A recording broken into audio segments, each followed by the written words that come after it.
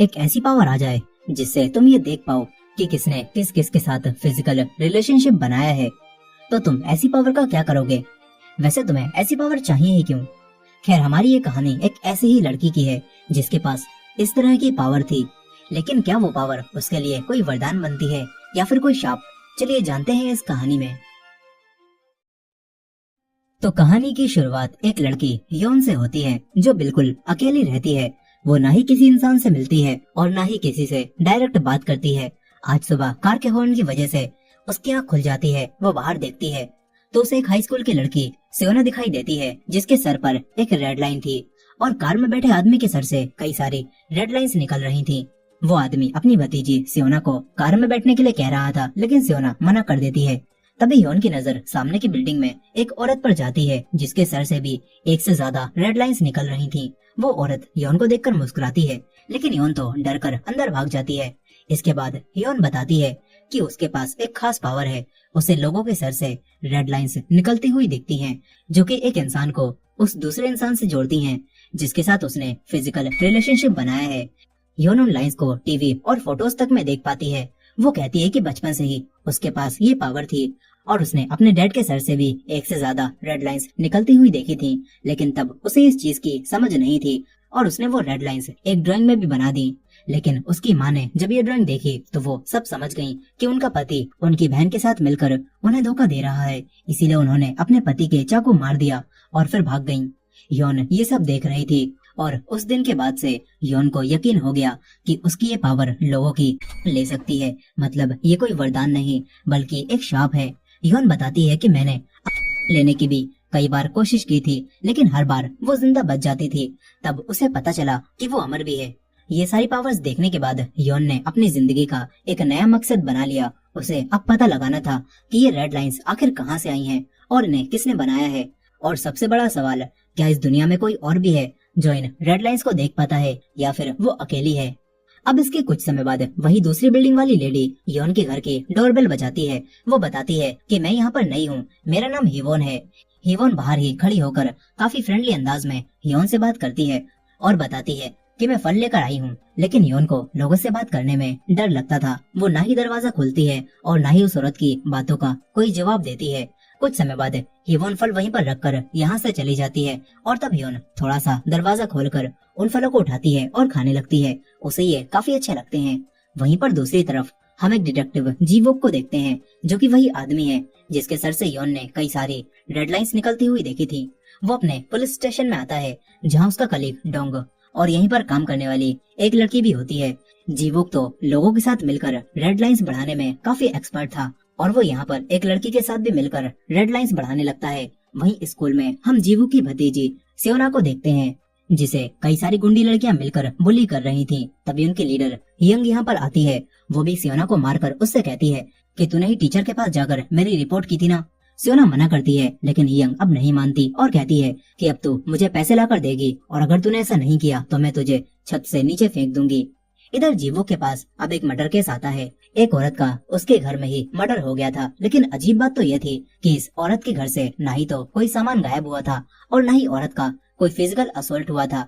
अब तभी एक और डिटेक्टिव यहाँ पर आकर बताती है कि हमें एक विटनेस मिला है जिसका कहना है कि उसने एक डिलीवरी बॉय को मर्डर वाली रात यहाँ पर आते हुए देखा था। ये लोग अब इस केस की जांच करने लगते हैं। वहीं पर योन जब पार्सल उठाने के लिए दरवाजा खोलती है तो उसे फिर से यहाँ पर फल मिलते हैं जो कि उसी औरत हिवोन ने रखे थे और वो योन से दोस्ती करना चाहती थी। योन अब फल खाते हुए न्यूज देखने लगती है जिसमें उसी मर्डर केस के बारे में बताया जा रहा था जिस पर जीवो काम कर रहा है। न्यूज देखते हुए योन को एक डिलीवरी मैन दिखाई देता है जिसके सर पर बस एक ही रेड लाइन थी और वो दीवार के पीछे छुपकर बातें सुनने की कोशिश कर रहा था। योन को ये देखकर शक हो जाता है क्योंकि इस धोखेबाज दुनिया में किसी इंसान के ऊपर बस एक ही रेड लाइन का होना वो काफी अजीब बात है। और तो और वो आदमी क्राइम सीन पर छुपकर कुछ कर रहा था।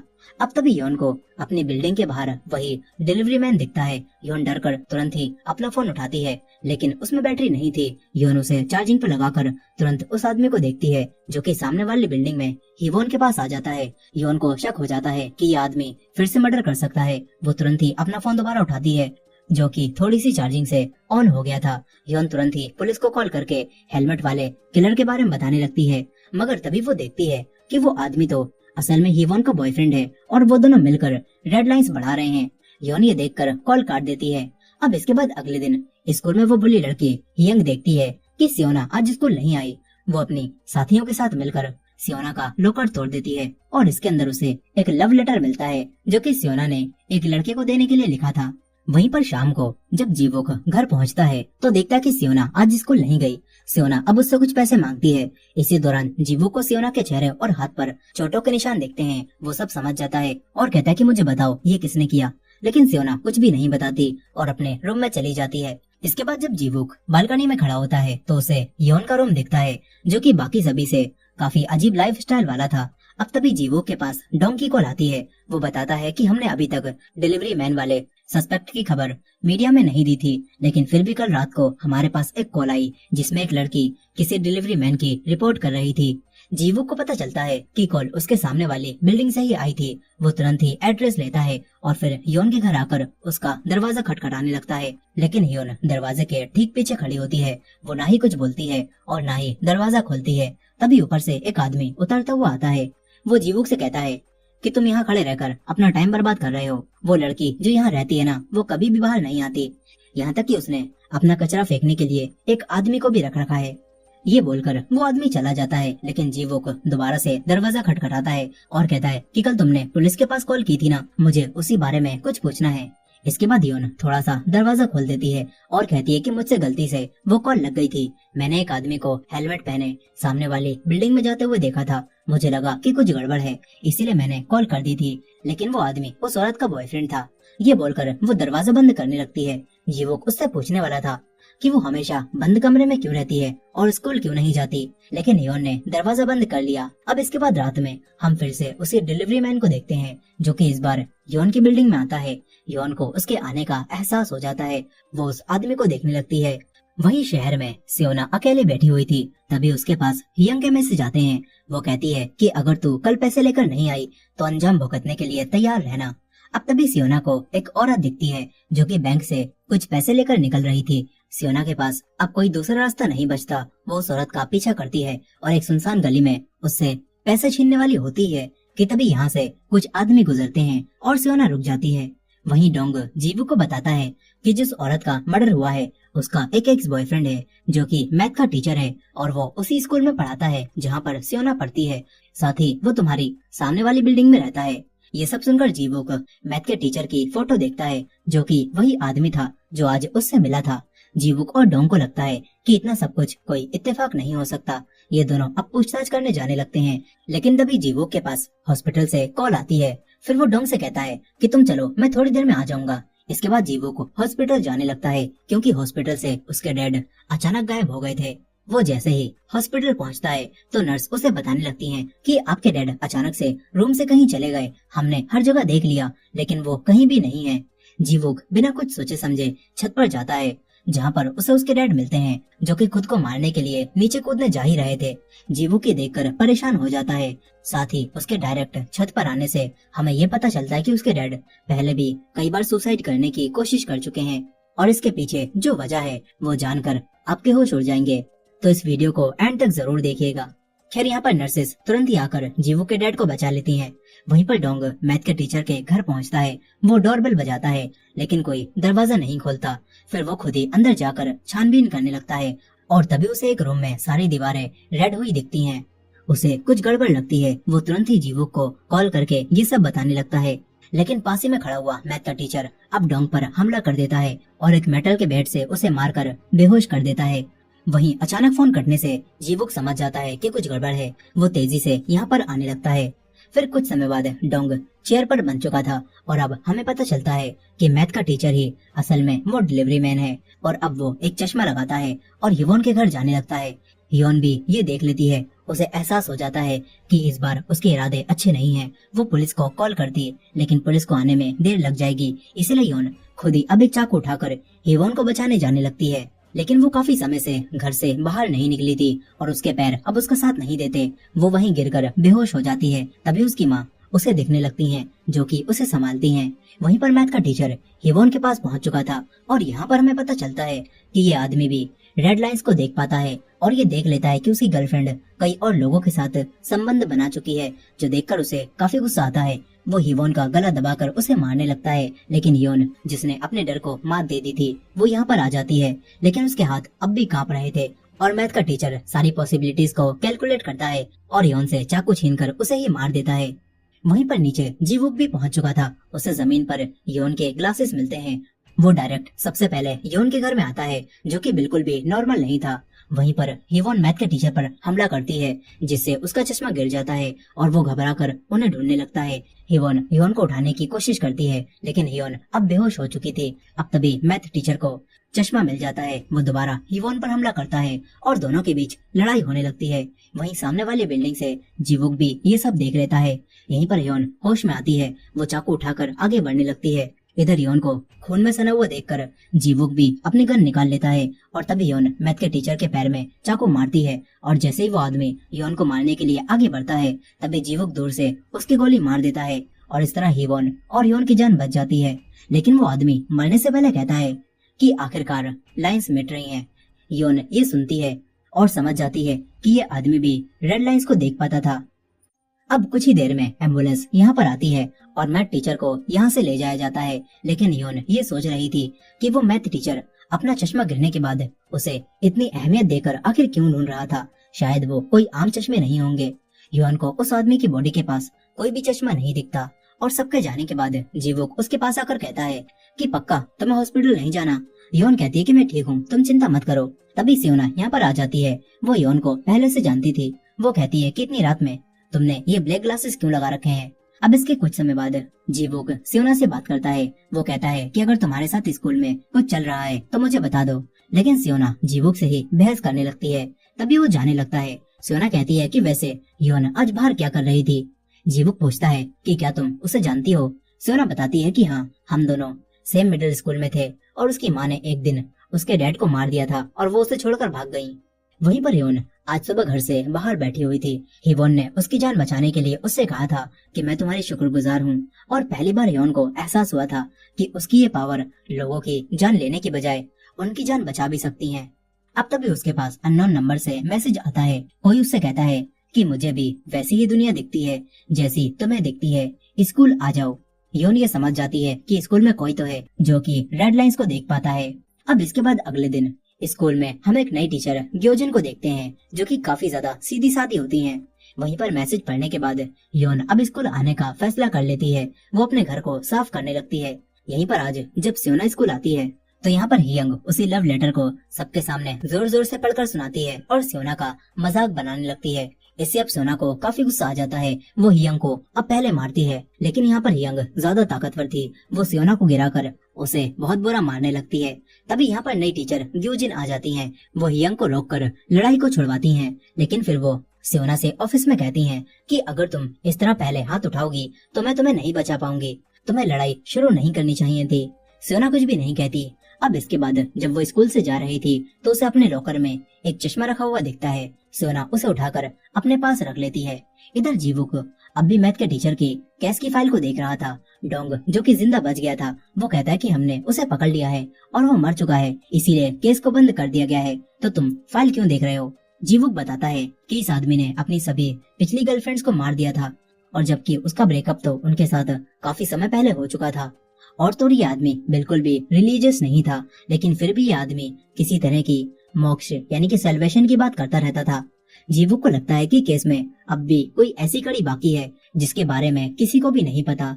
जीवुक अब मैथ के टीचर के घर आकर उसी रूम को देखने लगता है जिसकी दीवारें पूरी रेड थी, और जीवुक देखता है कि इन दीवारों पर रेड पेंट नहीं किया गया, बल्कि इन दीवारों पर रेड लाइंस बनाई गई हैं, जिनसे ये दीवारें रेड दिख रही हैं। ये बात जीवुक को काफी अजीब लगती है कि आखिर उस आदमी ने इन लाइंस को यहाँ पर क्यों बनाया। इधर सियोना को भी वो चश्मा पहनने के बाद अपने ऊपर एक रेड लाइन दिखने लगी थी। सियोना उसे पकड़ने की कोशिश करती है, लेकिन वो लाइन को नहीं छू पाती। तभी जीवुक घर आ जाता है और उसके सर पर ढेर सारी रेड लाइंस देखकर सियोना डरकर भाग जाती है।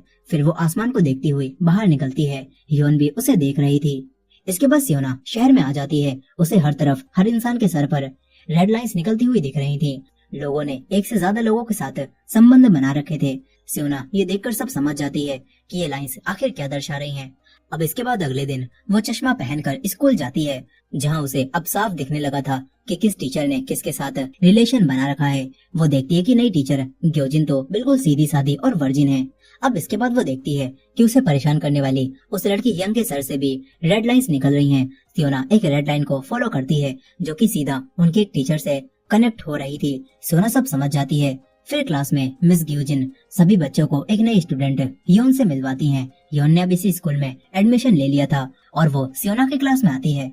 वहीं पर जीवुक अब भी मैथ के टीचर के केस पर रिसर्च कर रहा था। उसे एक फोटो में वो आदमी चश्मा पहना दिखाई देता है। जीवुक उसके पास मिले सामान को चेक करता है, लेकिन इसमें कोई भी चश्मा नहीं था। अब इसके बाद वो स्कूल आ जाता है। वो टीचर्स ऑफिस में जाता है, जहाँ पर उसे ग्यूजिन मिलती है। ग्यूजिन उसे पहचान जाती है कि ये तो सियोना के अंकल हैं। जीवुक उन्हें बताता है कि वो अपनी भतीजी की वजह से यहाँ पर नहीं आया, बल्कि एक केस की इन्वेस्टिगेशन करने आया है।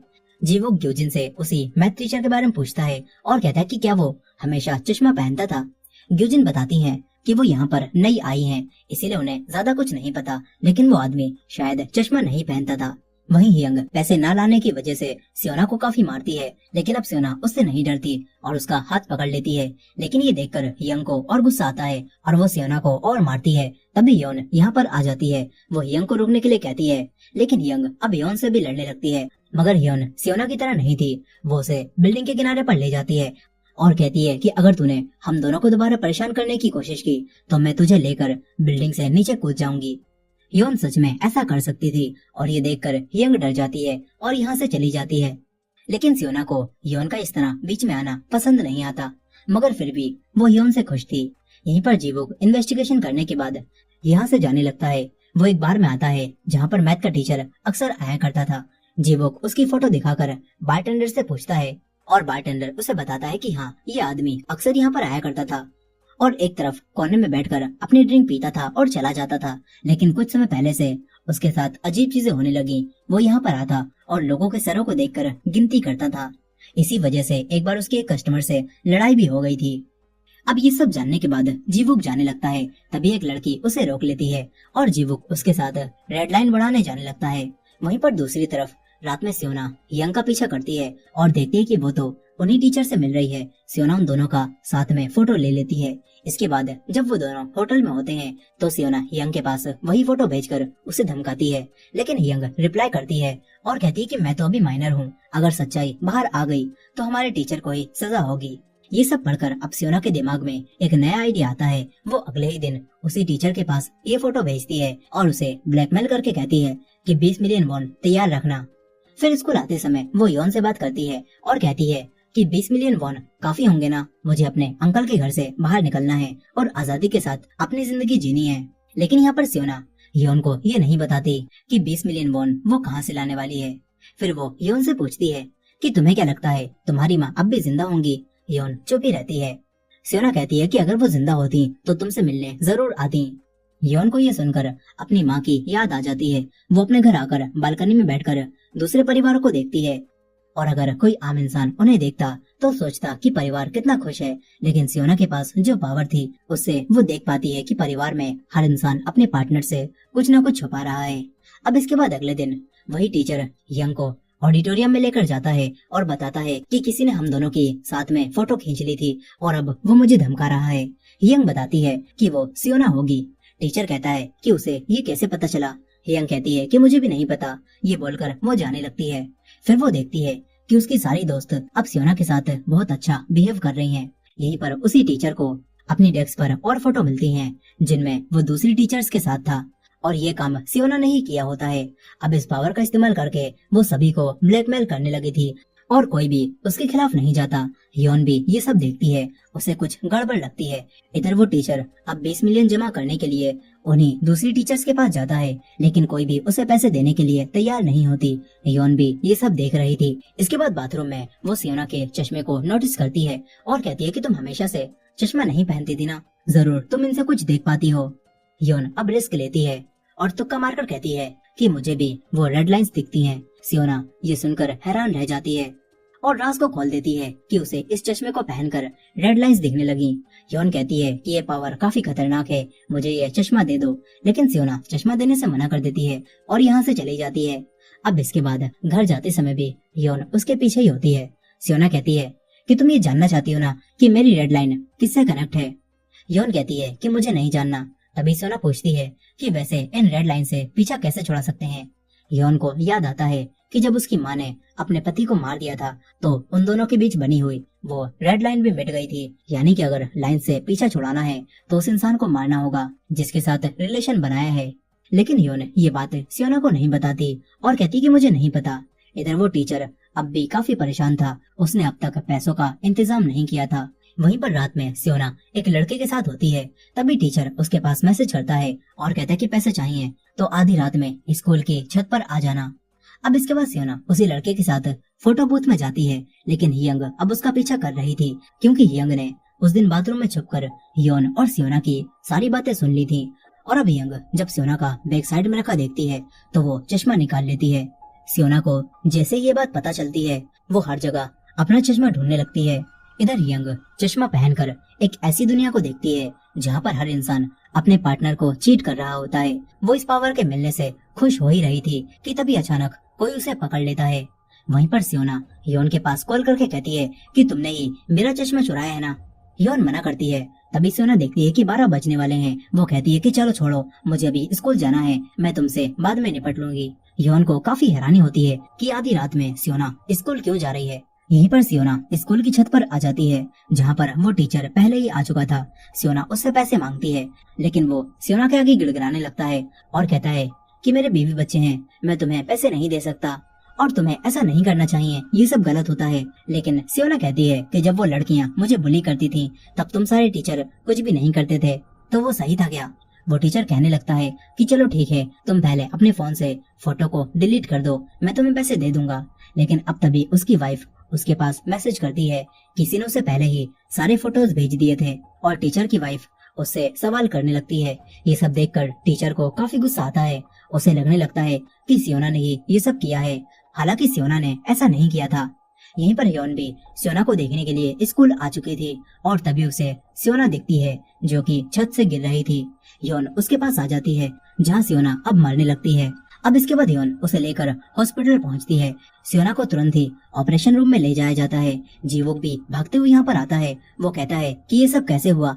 योन कहती है कि सियोना स्कूल में गई थी, मैं भी उसे ढूंढने के लिए वहाँ पर पहुँची तो वो छत से नीचे गिर रही थी। योन कहती है कि चाहे ये कुछ भी हो लेकिन ये कोई सुसाइड नहीं हो सकता, जरूर किसी ने ऊपर से उसे धक्का दिया है। अब इसके बाद वो डरी सहमी अपने घर आ जाती है। स्कूल में भी सभी को ये खबर पता चल जाती है और योन देखती है कि उस लड़की यंग ने भी स्कूल आना छोड़ दिया है। यहीं पर हम एक और टीचर किम को देखते हैं जिसकी जिंदगी में तूफान आया हुआ था। उसकी जल्दी ही शादी होने वाली थी लेकिन उसने अपनी शादी तोड़ दी। अब वो कुछ दिन रहने के लिए अपनी बहन के घर आ जाता है। ये दोनों बहन भाई कई सालों बाद मिल रहे थे। किम अपनी बहन से कहता है कि वो बस कुछ दिन रहेगा क्योंकि वो अब कनाडा शिफ्ट होने वाला है। वहीं पर जीवोक सियोना के साथ हॉस्पिटल में होता है। सियोना की अब जान बच गई थी और वो खतरे से बाहर थी लेकिन उसे अभी तक होश नहीं आया था। योन भी बाहर से उसे देखकर यहाँ से चली जाती है। फिर वो जब स्कूल की छत पर खड़ी हुई थी तभी एक लड़की क्योंगजिन उसके पास आती है। वो सियोना के बारे में उससे बात करने लगती है क्योंकि वो सियोना को जानती थी। वो कहती है कि सियोना सुसाइड नहीं कर सकती, जरूर उसे किसी ने मारा है। अब तभी योन को एक लड़का दिखता है जिसने सियोना जैसा ही चश्मा पहन रखा था। योन तुरंत ही उसके चश्मे को देखने लगती है लेकिन वो नॉर्मल चश्मा होता है। वो उस लड़के का चश्मा वापस करती है और चली जाती है। इधर उसे टीचर किम को अपनी बेंच पर एक चश्मा मिलता है। वो ग्यूजिन से इस चश्मे के बारे में पूछता है लेकिन उन्हें भी कुछ भी नहीं पता था कि ये चश्मा किसका है। वो कहती हैं कि तुम्हें इसे अपने पास ही रख लेना चाहिए, ये तुम पर सूट करेगा। किम उस चश्मे को पहन लेता है जिसके बाद उसे भी रेड लाइंस दिखना शुरू हो जाती हैं। कुछ ही समय बाद वो समझ जाता है कि ये रेड लाइंस क्या दर्शा रही हैं। यहाँ पर जीवुक भी सियोना के केस की जांच करने यहाँ पर आता है। वो ग्यूजिन से पूछता है कि क्या आप मुझे उस लड़की के बारे में बता सकती हो जो कि सियोना को बुली करती थी। ग्यूजिन बताती हैं कि वो लड़की तो अब खुद भी मिसिंग हो गई है। इसके बाद जीवुक उसी लड़के से पूछताछ करता है जो कि उस रात सियोना के साथ फोटो बूथ में गया था। उस लड़के से पूछताछ करने के दौरान वो बताता है कि सब कुछ नॉर्मल जा रहा था लेकिन जब हम लोग फोटो बूथ से बाहर निकले तो अचानक सियोना को कुछ हो गया, उसका कोई जरूरी सामान खो गया था। ये सब जानकर जीवुक सीसीटीवी की फुटेज चेक करता है जिसमें उसे यंग दिखती है जो कि सियोना का चश्मा चुरा रही थी। इसके बाद वो एक पार्क के पास जाती है और अचानक गायब हो जाती है। वहीं पर दूसरी तरफ चश्मा पहनने के बाद किम देखता है कि उसका जीजा उसकी बहन को चीट कर रहा है और उसके सर से कई सारी रेड लाइंस निकल रही होती हैं।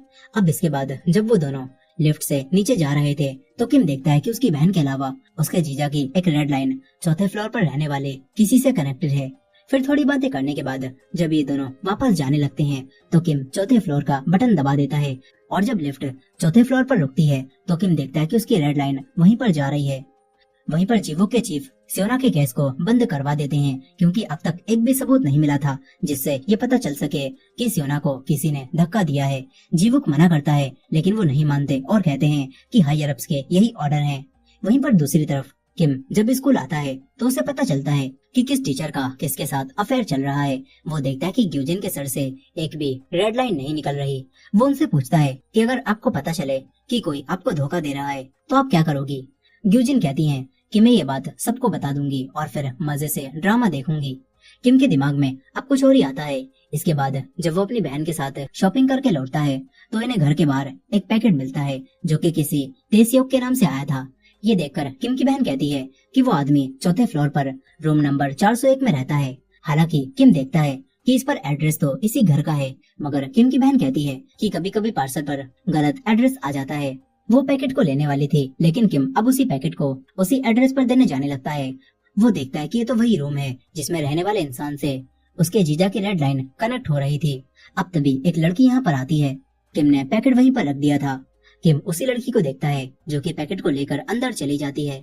अब इसके बाद किम रूम नंबर 401 के लेटर बॉक्स को चेक करता है और लेटर्स देखता है जिससे उसे उस लेडी का नाम यानी कि चेरिन पता चलता है। इसके कुछ दिनों बाद दोनों भाई बहन मिलकर अपनी माँ के लिए प्रेयर करते हैं। किम का जीजा यहाँ पर नहीं था। उसकी बहन बताती है कि वो काम के सिलसिले में बाहर गए हैं और कुछ दिनों बाद ही लौटेंगे। वो अक्सर ऐसे ही कई दिनों तक घर नहीं आते। इससे किम को अब उसके ऊपर और भी शक होने लगता है। फिर किम की बहन कहने लगती है कि जरूर तुम्हारी होने वाली बीवी ने तुमसे रिश्ता इसी वजह से तोड़ दिया होगा क्योंकि हमारे माँ बाप नहीं हैं। लेकिन किम बताता है कि ऐसा नहीं है। वो लड़की मुझे धोखा दे रही थी और जब मैंने उसे दूसरे आदमी के साथ पकड़ लिया तो मुझे वही पल याद आ गया जब हमारी माँ ने हमारे डैड को दूसरी औरत के साथ पकड़ा था। और जिस तरह डैड माँ से गिड़गिड़ा कर माफी मांग रहे थे इसी तरह वो लड़की भी मुझसे माफी मांग रही थी लेकिन मैंने उसे छोड़ दिया। अब अगले ही दिन स्कूल में एक नया तूफान खड़ा हो जाता है। किसी ने उसी टीचर और यंग की फोटो को पब्लिक में पोस्ट कर दिया था जिससे स्कूल में सभी को उनके अफेयर के बारे में पता चल जाता है। साथ ही उस टीचर की डेड बॉडी भी उसकी गाड़ी में मिलती है। उसने सुसाइड कर लिया था और एक सुसाइड नोट भी छोड़ा होता है जिसमें वो बताता है कि सच्चाई सामने आने के बाद वो बहुत शर्मिंदा होगा, इसीलिए उसने ऐसा कर लिया। जीवोक अब इस केस की भी इन्वेस्टिगेशन करना स्टार्ट कर देता है। वहीं पर दूसरी तरफ क्योंजिन योन की दोस्त बन चुकी थी और वो उसे चश्मे वाले लड़के को भी योन से मिलवाती है। उस लड़के का नाम जून होता है। ये तीनों अब साथ में जाने लगते हैं। तभी बाहर जीवुक योन को रोक लेता है। वो योन को अपने साथ लेकर घर आने लगता है और पूछता है कि तुम्हें क्यों लगता था कि सियोना सुसाइड नहीं कर सकती और आखिर वो किस वजह से रात में स्कूल की बिल्डिंग पर गई होगी। योन कहती है कि तुमने सियोना का चश्मा देखा क्या, वो कहाँ पर है। जीवुक चौंक जाता है और पूछता है कि उस चश्मे का इस केस से क्या लेना देना। योन कहती है कि उस चश्मे को ढूंढो, उसके बाद ही मैं तुम्हें सब बताऊंगी। ये बोलकर वो चली जाती है। वहीं पर दूसरी तरफ किम को अब अपना जीजा दिखता है लेकिन वो तो बिजनेस की वजह से बाहर गया था। वो यहाँ क्या कर रहा है, किम के दिमाग में यही सवाल आता है और किम उसका पीछा करने लगता है। इसके बाद किम देखता है कि वो आदमी उसी चौथी फ्लोर वाली लड़की चेरिन से मिल रहा है और उसे गिफ्ट भी दे रहा है। किम उसके पास कॉल करता है और पूछता है कि तुम कहाँ पर हो। इस पर वो कहता है कि मैं अभी एक जरूरी मीटिंग में हूँ। ये बोलकर वो फोन काट देता है लेकिन इस झूठ को सुनकर किम को बहुत गुस्सा आता है। इसके बाद जब वो दोनों एक होटल में होते हैं तो यहाँ पर किम उसे रंगे हाथों पकड़ लेता है। उसका जीजा किम को सारी बातें समझाने की कोशिश करता है लेकिन किम के ऊपर अब गुस्सा सवार था। वो कोई भी बात नहीं सुनता और कहता है कि अगर तुमने अपनी इस रखेल के साथ सारे रिश्ते खत्म नहीं किए तो अच्छा नहीं होगा, इस बात को याद रखना। ये बोलकर वो चला जाता है। फिर कुछ समय बाद वो अपनी बहन के घर से भी चला जाता है। वो स्कूल से अपना सामान लेते समय यूजिन से भी बात करता है। इसके बाद जब वो उसी लड़की चेरिन की इंस्टा प्रोफाइल को देखता है तो उसे पता चलता है कि चेरिन प्रेग्नेंट हो गई है और उसने अपनी प्रेग्नेंट की पोस्ट की होती है। ये सब देखकर किम को काफी गुस्सा आता है। वो तुरंत ही अब चेरिम को सबक सिखाने वापस आता है, लेकिन यहाँ कर वो देखता है कि उसकी बहन एक कार में बैठकर दूसरी कार को टक्कर मारे जा रही है और वो दूसरी कार उसी लड़की चेरिम की होती है। किम अपनी बहन को कार से बाहर निकालता है और उसे संभालता है। ऐसा लग रहा था जैसे अब उसकी बहन को उसके पति के चेरिम के साथ अफेयर के बारे में सब पता चल गया है। लेकिन उसकी बहन किम से ही कहती है कि तुमने ऐसा क्यों किया। ये बात किम को काफी अजीब लगती है। फिर यहाँ पर उसका जीजा भी आ जाता है, जो कि सब कुछ देखता है और सबके सामने ही चेरिम के पास चला जाता है। ये देखकर किम को बहुत गुस्सा आता है। वो उसे पकड़कर मारना शुरू कर देता है। तभी उसकी बहन उसे रोक देती है। वो आदमी चेरिम को लेकर चला जाता है। इसके बाद किम की बहन बताती है कि वो आदमी असल में मेरा पति नहीं है, बल्कि वो आदमी उस औरत का पति है और उसने मुझे अब तक अपनी मिस्ट्रेस बनाकर रखा था। लेकिन जब तुमने उससे कहा कि वो अपनी रखेल के साथ सारे रिश्ते खत्म कर दे तो उसने मुझे छोड़ दिया। और ये सच्चाई जानकर किम के होश उड़ जाते हैं। उसे समझ नहीं आता कि वो क्या करे। कुछ ही समय में उसकी बहन की बेटी भी यहाँ पर आ जाती है। किम उसे संभालता है। वहीं पर जीवुक उसी टीचर के सुसाइड नोट को देख रहा था और तभी उसे कुछ समझ आता है। वो घर आकर सियोना का सुसाइड नोट ढूंढने लगता है, क्योंकि अगर सियोना ने सुसाइड किया है तो उसने भी नोट छोड़ा होगा। लेकिन जीवो को यहाँ पर कोई भी नोट नहीं मिलता। वहीं पर हम योन को देखते हैं, जो कि अब एक होटल के पास जाकर उसकी फोटो लेती है, क्योंकि योन अब यहाँ पर काम करने वाली थी। और जैसे योन फोटो लेकर जाती है तो तभी कोई उस पोस्टर को हटा देता है। इधर जीवुक अब दोबारा योन से बात करता है और उसके पास अब सियोना की डायरी भी थी, जिसमें सियोना ने रेड लाइंस देखते हुए चश्मे की ड्राइंग और रेड लाइंस बनाई होती हैं। जीवुक वो सब योन को दिखाता है और पूछता है कि वो चश्मा आखिर क्या चीज है। इस पर अब योन जीवुक को सब बताने लगती है कि उस चश्मे को पहनने के बाद हमें एक रेड लाइन दिखती है। योन अब जीवुक को रेड लाइंस के बारे में सब बता देती है और कहती है कि ये लाइंस मैं बचपन से देख सकती हूँ। ये उन लोगों को एक दूसरे से जोड़ती हैं जो आपस में रिलेशनशिप बना चुके हैं। और सियोना भी उस चश्मे से ये देखने लगी थी। जीवो को ये बात बहुत अजीब लगती है, लेकिन सियोना का केस सुलझाना था, इसीलिए वो इन बातों पर विश्वास कर लेता है। वो योन से पूछता है कि क्या वैसे चश्मे एक से ज्यादा हो सकते हैं, क्योंकि इस तरह के केसेस आजकल बहुत बढ़ गए हैं। योन को इस बारे में कुछ भी नहीं पता था कि वो चश्मा कहाँ से आया और क्या ऐसे और भी चश्मे हैं। अब इसके बाद योन स्कूल में एक डरावना सपना देखती है। इसके बाद वो अपने नए दोस्तों क्योंगजिन और जून से मिलती है। क्योंगजिन बाहर घूमने चलने के लिए कहने लगती है, लेकिन योन मना कर देती है और बताती है कि उसने एक होटल में जॉब लगा ली है, उसे काम पर जाना है। यहीं पर स्कूल में हम एक और टीचर को देखते हैं, जिनका नाम मिसंग होता है। मिसंग के पास भी वही खास चश्मा होता है, जिससे वो सबकी रेड लाइंस देख पाती हैं। आज दिन से काम की वजह से डांट खाने के बाद मिसंग गुस्से में स्टेपलर के पेन निकालने लगती है। इसके बाद लंच टाइम में जब सभी टीचर्स बातें कर रही थी तो वो मिसंग से पूछती हैं कि तुम क्या बनना चाहती थी। मिसंग बताती है कि मुझे एक एक्ट्रेस बनना था। अब तभी एक म्यूजिक टीचर वहाँ पर आ जाता है। मिसंग उसे ही देखने लगती है। साफ दिख रहा था कि मिसंग को म्यूजिक टीचर पर क्रश हो गया है। अब कुछ समय बाद हम शहर में एक लड़की को देखते हैं, जो कि असल में मिसंग ही होती है, लेकिन शहर में उसने अपना भेष बदल लिया होता है। इस तरह वो स्कूल में एक अलग जिंदगी जीती है और शहर में एक अलग जिंदगी जीती है। वो उसी होटल में आ जाती है जहाँ पर योन ने काम करना शुरू किया है। वहीं पर दूसरी तरफ पुलिस स्टेशन में जीवुक अब भी डोंग के साथ मिलकर पता लगाने की कोशिश कर रहा था कि सियोना को छत से धक्का आखिर किसने दिया होगा। इन्हें लगता है कि ये काम वही टीचर कर सकता है, क्योंकि मरने से पहले उसकी भी लास्ट लोकेशन स्कूल में ही थी और सियोना को धक्का देने के बाद उसने खुद को मार लिया होगा।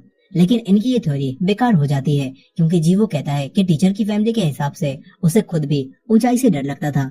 इसके बाद जीवुक अपने साथी डोंग को भी उसी चश्मे के बारे में बताता है और कहता है कि उस चश्मे को पहनने के बाद सियोना अलग बिहेव करने लगी थी। लेकिन डोंग ऐसे खास चश्मे वाली बात को हंसी में उड़ा देता है। तभी इनके चीफ यहाँ पर आ जाते हैं और दोनों तुरंत ही बोर्ड को पलट देते हैं, क्योंकि जीवुक अब छुपकर इस केस की इन्वेस्टिगेशन कर रहा था। वहीं पर होटल में क्योंगजिन और जुन योन से मिलने आ जाते हैं। तीनों एक छोटी जगह में बैठते हैं और क्योंगजिन ने जानबूझकर योन को जुन के बराबर में बैठाया होता है, क्योंकि जुन योन को पसंद करता था और क्योंगजिन इन दोनों को मिलवाना चाहती थी। यहीं पर मिसंग अब भेष बदलकर आज फिर से होटल में आ जाती हैं। योन उन्हें पहचान नहीं पाती। मिसंग रूम नंबर 206 की चाबियां लेती हैं और रूम में जाने लगती हैं। क्योंगजिन उसे देखकर कहती है कि शायद मैंने इसे पहले कहीं पर देखा है। यहीं पर मिसंग एक रूम में आकर खुद से ही बातें करने लगती है। वो कहती है कि मैं पहले कई आदमियों के साथ सो चुकी हूँ, लेकिन जब से तुम मेरी जिंदगी में आए हो सब कुछ बदल गया है।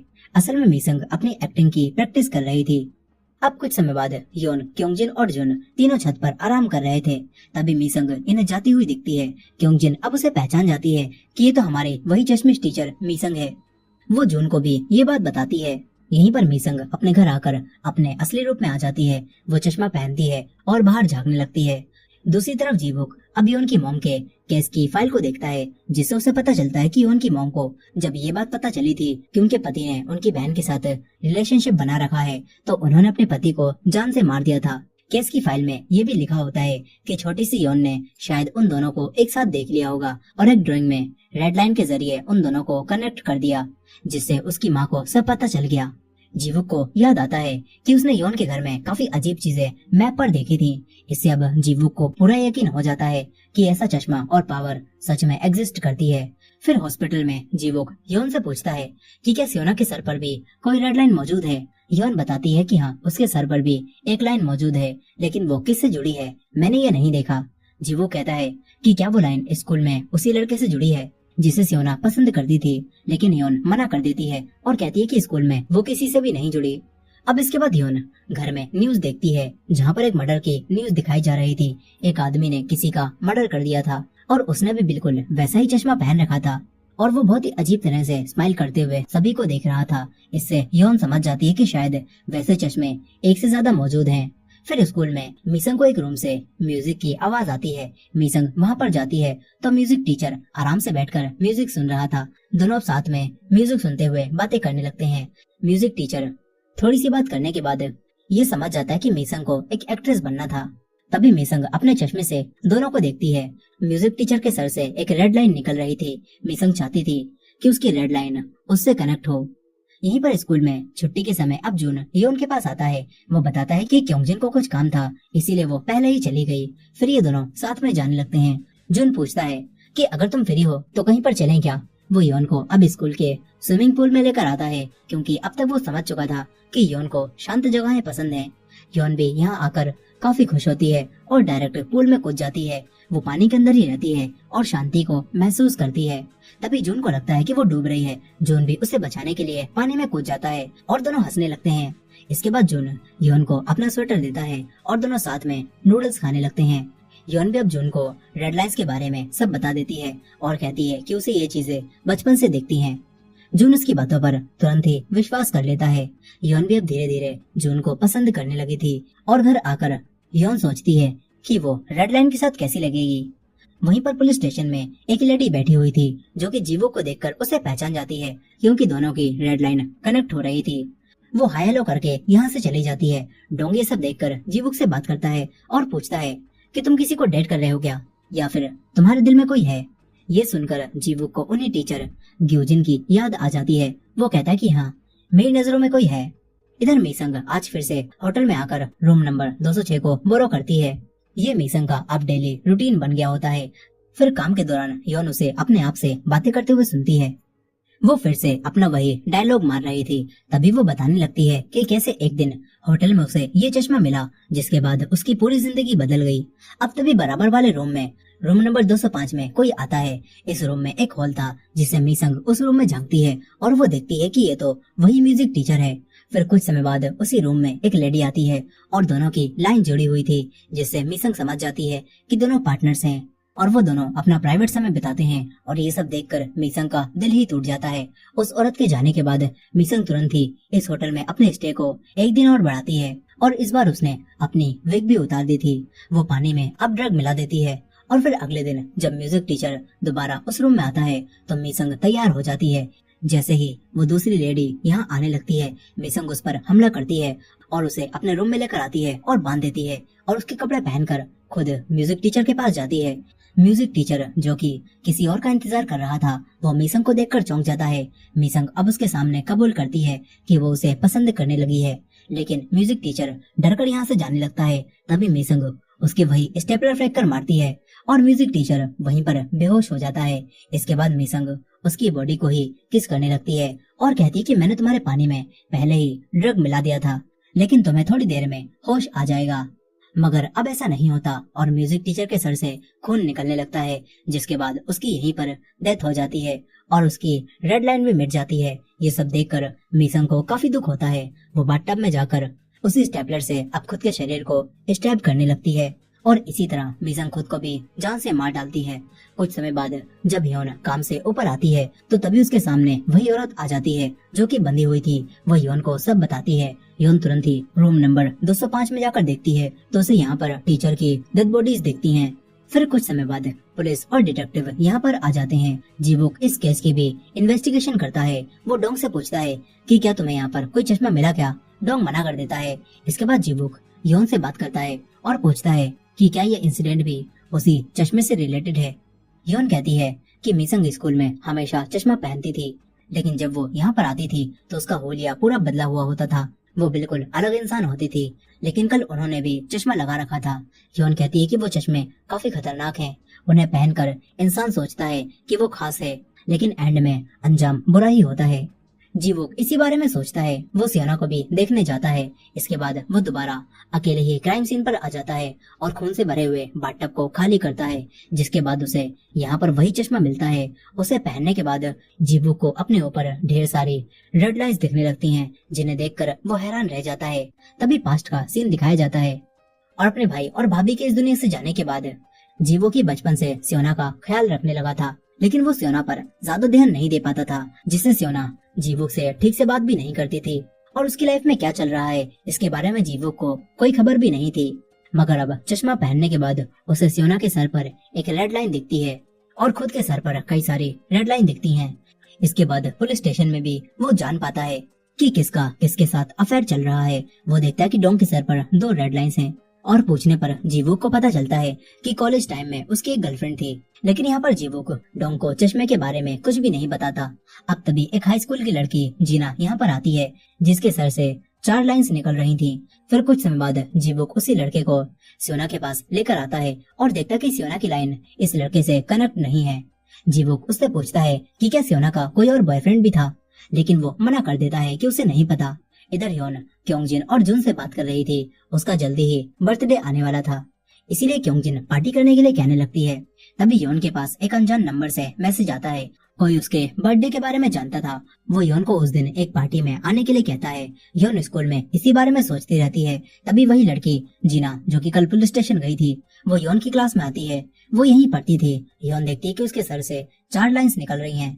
इधर दूसरी तरफ डोंग उसी लड़की जीना के केस पर काम कर रहा था। जीना का कहना था कि एक हफ्ते पहले जब वो अपने दोस्त के घर पर उसके साथ थी और ड्रिंक कर रही थी, तो बेहोश होने के बाद जब उसे होश आया तो उसने अपने आप को इस हालत में पाया जैसे उसका रेप किया गया हो। और यहाँ पर डिटेक्टिव लेडी उससे पूछती है कि क्या तुम्हें पहले इसका एक्सपीरियंस था, लेकिन वो मना कर देती है।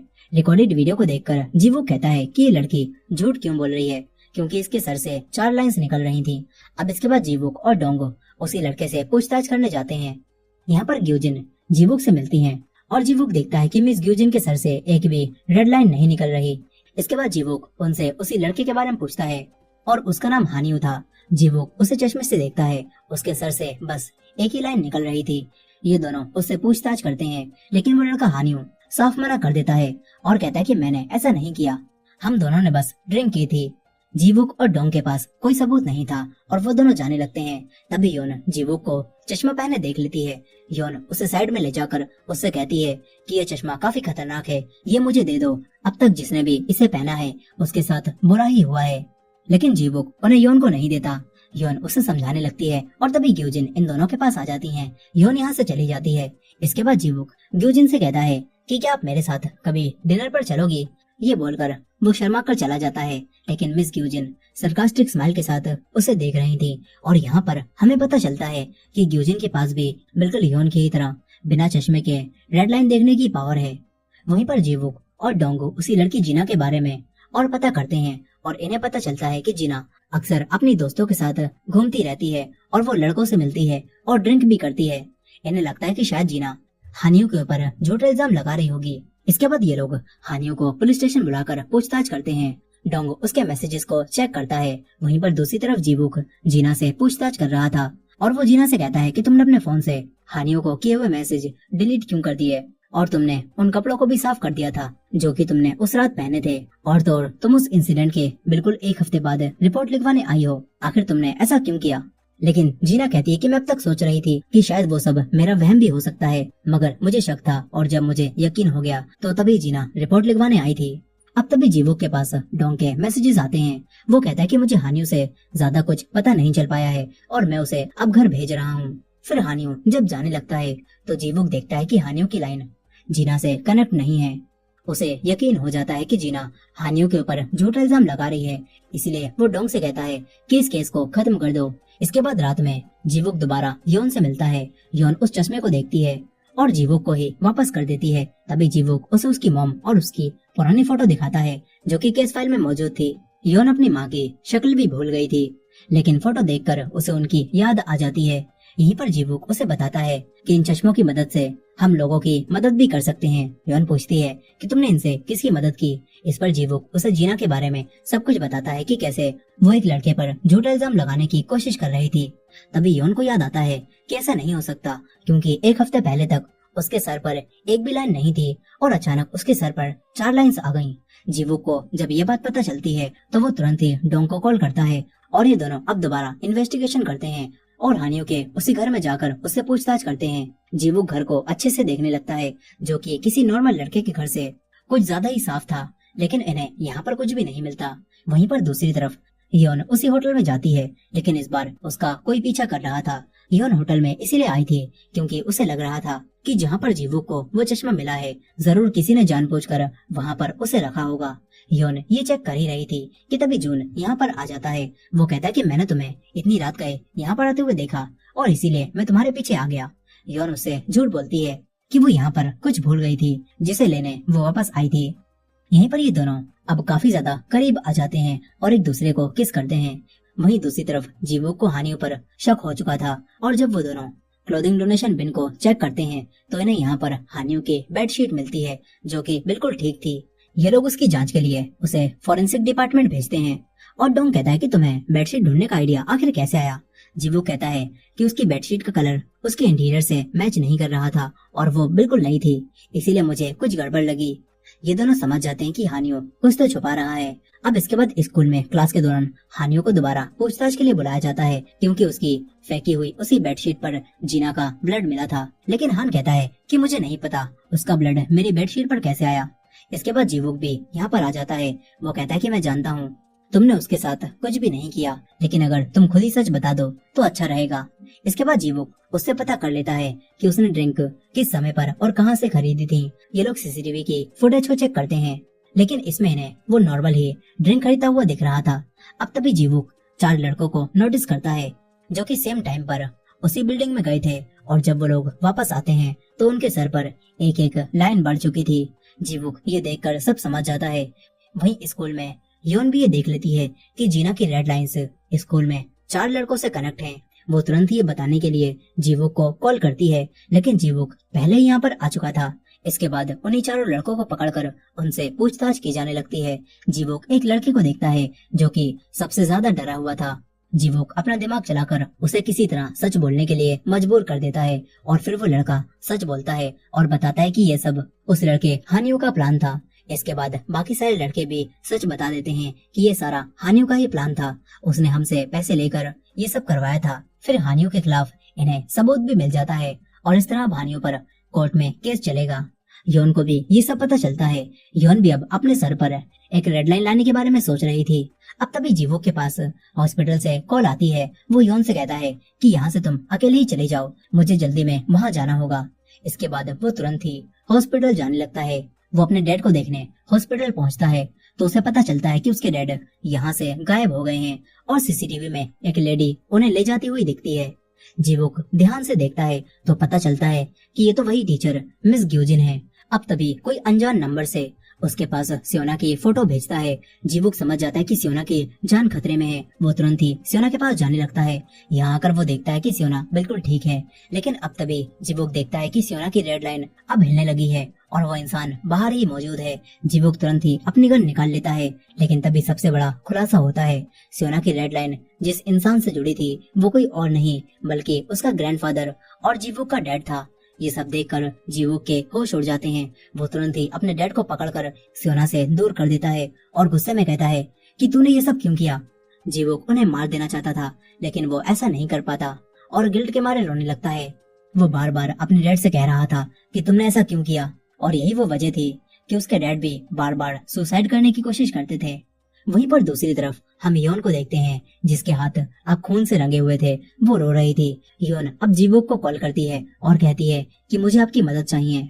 अब इसके बाद हम शहर के बीचों बीच एक कैफे में मौजूद एक लड़की को देखते हैं, जिसके पास कोई एक वीडियो भेजता है जिसमें उसका बॉयफ्रेंड किसी और लड़की के साथ था, और ये देखकर वो लड़की टूट जाती है। वहीं कॉलेज में हम उस लड़की को भी देखते हैं जो कि वीडियो में उस आदमी के साथ थी, और किसी ने सभी लोगों को उसकी वीडियो भेज दी थी और सभी लोगों ने वीडियो देख ली होती है। वहीं वो कैफे वाली लड़की अब अंदर से टूट चुकी थी। वो खुद को मारने का फैसला करती है, लेकिन मौके पर पहुंचकर ग्यूजिन उसे बचा लेती है और ग्यूजिन उसे चश्मा देकर यहाँ से चली जाती है। यानी कि अब तक सभी लोगों को चश्मा ग्यूजिन ही दे रही थी। वहीं पर दूसरी तरफ कुछ समय पहले का सीन दिखाया जाता है, जब योन ने जून को मिलने के लिए बुलाया था। आज योन का बर्थडे होता है और योन जून से एक फेवर मांगती है, जिसके बाद ये दोनों रेड लाइन बनाते हैं, और अब योन के पास भी एक रेड लाइन आ चुकी थी। इसके बाद वो दोनों बाहर घूमने लगते हैं। तभी जून उसके लिए बर्थडे केक लेने जाता है। योन वहीं पर खड़ी होकर मिरर में अपनी रेड लाइन देखने लगती है, मगर तभी कोई आवाज आती है और अचानक से योन की रेड लाइन अब मिटने लगती है। वहीं दूसरी तरफ पता चलता है कि वापस आते समय जून के ऊपर कुछ सरियां गिर गईं, जिससे मौके पर ही अब जून की मौत हो जाती है। और ये देखकर योन अंदर से टूट जाती है। उसे अभी ही एक सच्चा प्यार मिला था, लेकिन एक पल बिताने के बाद वो योन से दूर हो गया। अब वो एक तरफ बैठकर रोने लगती है, और तभी उसके पास अनजाने नंबर से एक मैसेज आता है। किसी ने क्योंजिन को किडनैप कर लिया था। वो इंसान ये भी जानता था कि आज योन का 17वां बर्थडे है। वो इंसान योन को एक अनोखे रूम में आने का इनविटेशन देता है। ये देखकर अब खून से सने हाथों के साथ ही योन जीवुक को मदद के लिए कॉल करती है। फिर योन जीवुक से मिलकर उसे सब बताती है। जीवुक भी उससे पूछता है कि क्या तुम्हें पता था सियोना की रेड लाइन मेरे डैड से जुड़ी है। योन कहती है कि अगर मुझे पता होता तो मैं आपको जरूर बताती। जीवुक को अब भी काफी गुस्सा आ रहा था। अब तभी योन बताती है कि इस दुनिया में अब मेरा कोई भी नहीं था, लेकिन पिछले कई सालों से कोई अनजान इंसान मुझे हर साल बर्थडे पर कुछ भेजता था। योन कहती है कि पहले मुझे लगता था कि ये मेरी माँ होंगी, लेकिन आज मुझे एहसास हुआ कि वो इंसान एक सही समय आने का इंतजार कर रहा था, और वो समय आज ही आ चुका है। योन जीवुक को वही मैसेज दिखाती है, और जीवुक को भी अब जानना था कि आखिर इन सारी चीजों के पीछे कौन है और वो ये सब आखिर क्यों कर रहा है। इसके बाद ये दोनों क्योंजिन को बचाने के लिए स्कूल में आ जाते हैं। जीवुक कहता है कि मुझे तुम्हारे टीचर ग्यूजिन के बारे में जानकारी निकालनी है। अब तभी योन एक रूम को देखती है जिसकी लाइट्स ऑन थी। योन तुरंत ही उसी रूम की तरफ भागती है। जीवुक भी उसका पीछा करते हुए रूम में घुसता है, लेकिन योन अब यहाँ से गायब हो जाती है। मगर वहीं योन को क्योंजिन इसी रूम में मिलती है। वो क्योंजिन को छुड़ाती है और पूछती है कि तुम्हें किडनैप किसने किया। क्योंजिन बताती है कि तुमने ही तो मुझे यहाँ पर बुलाया था, लेकिन फिर मुझे किसी ने मारकर बेहोश कर दिया, और इसके बाद क्या हुआ मुझे याद नहीं। वहीं पर जीवुक को भी हम इसी रूम में देखते हैं, लेकिन अब उसके लिए योन कहीं पर गायब हो चुकी थी। इधर योन क्योंजिन को लेकर बाहर आती है और उसी सेम जगह पर जीवुक को आवाज लगाती है। वो नीचे जाने लगती है, लेकिन योन और क्योंजिन जितनी बार भी नीचे उतरती हैं तो वो वापस वहीं पहुंच जाती हैं जहाँ पर वो रूम था। और यहाँ पर अब हमें पता चलता है कि जीवुक अब एक दूसरे डायमेंशन में फंस चुका है। वो एक रूम में जाता है। इधर योन और क्योंजिन छत पर आ जाती हैं, और वहीं जीवुक एक अजीब सी जगह पर पहुंच गया था जहाँ वही कैफे वाली औरत होती है, और यहाँ पर वो सभी लोग भी थे जिन्हें ग्यूजिन ने वो चश्मा दिया था। और उसे देने के बाद ग्यूजिन ने उन लोगों से दूसरे लोगों को मार देने के लिए कहा था। इसी तरह कैफे वाली औरत ने भी उन सभी लोगों का मर्डर कर दिया होता है, जिससे उसकी रेड लाइन जुड़ी थी, और अब वो आखिरी आदमी को भी खत्म कर देती है। जीवुक भी ये सब देख रहा होता है। इधर योन क्योंजिन को बता देती है कि मैं अजीब चीजें देख पाती हूँ, लेकिन यहाँ पर क्योंजिन के पास भी वो चश्मा आ चुका था। वो कहती है कि ये अजीब चीजें नहीं बल्कि मजेदार हैं। योन ये देखकर हैरान होती है। वो कहती है कि तुम्हारे पास ये कहाँ से आया, इसे उतार दो। लेकिन अब क्योंजिन उस चश्मे से ऑब्सेस्ड हो चुकी थी, और वो ये बताती है कि हमारे टीचर ग्योंजिन ने मुझे ये बताया है अगर तुम मर जाओगी तो फिर पूरी दुनिया में सभी लोग बिना चश्मे के भी इन रेड लाइंस को देख पाएंगे। योन समझ जाती है कि इन रेड लाइंस के पीछे उसकी वही टीचर मिस ग्यूजिन है। इधर ग्यूजिन अब सबके सामने आती हैं। ग्यूजिन के सर पर इतनी सारी रेड लाइंस थी जिन्हें गिन पाना नामुमकिन था, और वो इन लाइंस को छुपा भी सकती थी। अब जीवुक के सामने वो उसके डैड को लाती है। जीवोक तुरंत ही अपने डैड को आजाद कराने लगता है, लेकिन ग्योजिन उसे चाकू देकर कहती है कि इसे मार दो। जीवोक भी मैनिपुलेट होने लगता है। उसे सियोना की वजह से अपने डैड पर अब भी गुस्सा आ रहा था, लेकिन वो ग्योजिन पर हमला करता है। मगर ग्योजिन आम इंसान नहीं थी। वो जीवोक को दूर फेंक देती है और फिर उसके डैड को मार देती है। ये देखकर जीवोक उस पर गोली चलाता है, लेकिन ग्योजिन के आसपास एक कवच था जिससे वो हर बार बच जाती है। वो जीवोक को पकड़कर उठा देती है और बताती है कि उसने सियोना को छत से धक्का दिया था, क्योंकि अगर सियोना हॉस्पिटल में नहीं होती तो जीवोक उस पर कभी भी ध्यान नहीं देता और उसे कभी भी पता नहीं चलता कि सियोना किस चीज से गुजर रही है। यहीं पर छत पर योन अब चश्मा लेने के लिए क्योंजिन से फाइट करने लगती है। वो किसी तरह से उसका चश्मा उतारकर उसे तोड़ देती है और चश्मा टूटने के साथ ही ग्योंजिन अपने असली रूप में आ जाती है। कुछ भी याद नहीं रहता कि वो यहाँ पर कैसे आई और यहाँ क्या कर रही है, लेकिन यहीं पर योन के शरीर से अब खून निकलने लगता है। उसकी आंखें भी अब बदल चुकी थी। उसका खून आसमान की तरफ उड़ रहा था और अचानक योन भी उसी डायमेंशन में पहुंच जाती है। वो जीवोक को देखती है जो अब बेहोश हो चुका था। योन अब ग्योजिन का सामना करती है और कहती है कि तुम ये सब क्यों कर रही हो।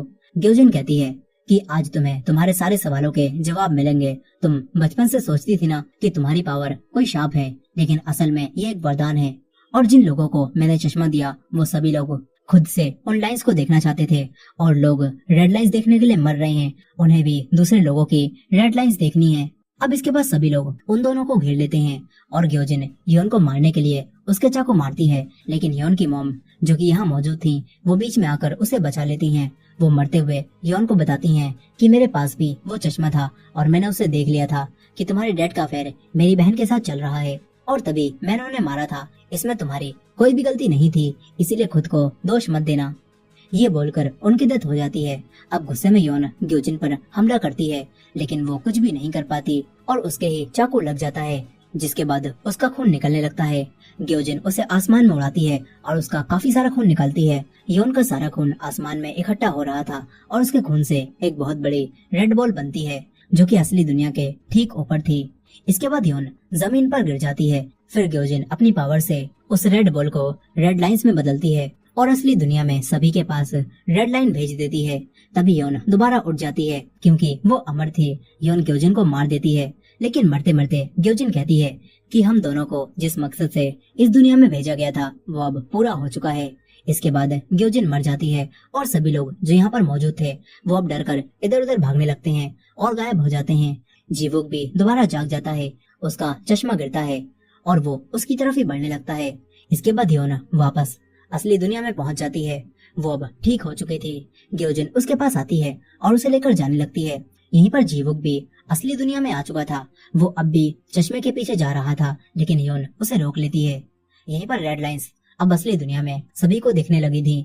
शुरुआत में सभी लोग चौंके हुए थे और रेड लाइंस अचानक इंसानों को दूसरे इंसानों से कनेक्ट करने लगती हैं। सभी लोग काफी डर जाते हैं। उन्हें समझ नहीं आता कि ये रेड लाइंस क्या हैं।